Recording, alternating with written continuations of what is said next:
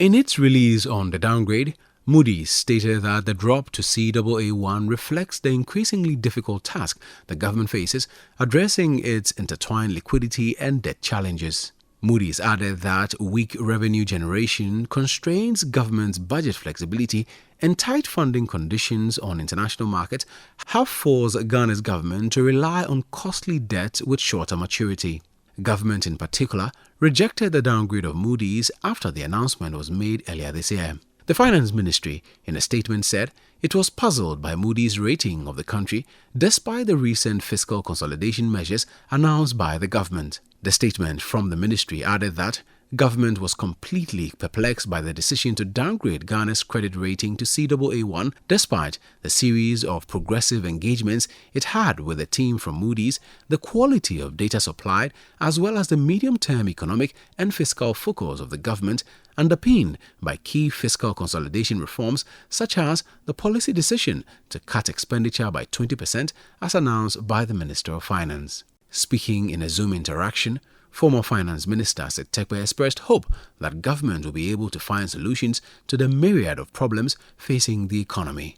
We also know the depreciation of the cedi, which has been an issue for some time now for Bank of Ghana, including inflation, which has led the bank, to intervene in the markets in terms of foreign exchange and also beginning to increase, interest rates, which is one of the things the central bank uses, to fight this. So you can see that these are accumulation of issues, that have been arising. And the issues I have mentioned are actually the issues you also confront, in addition to the sector issues, energy issues, road issues, and the rest, whenever you do either your own homegrown program or a program which is supported, by, say, the IMF. So this is the situation in which we find ourselves.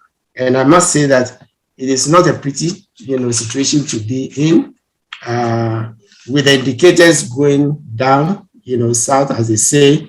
Then what it means is possible that, we may be in for further, downgrades, when the next round of downgrades, ratings, come in. Mr. Terkper further reiterated the need for government to focus on achieving its macroeconomic targets to avoid another round of downgrades. And if we don't reverse the trend, and with the inflation and other numbers, because remember, an aspect of ratings, and it, is the macroeconomy. And so if you are not meeting your targets, as we seem to have started the quarter, and inflation, which is a very significant macroeconomic,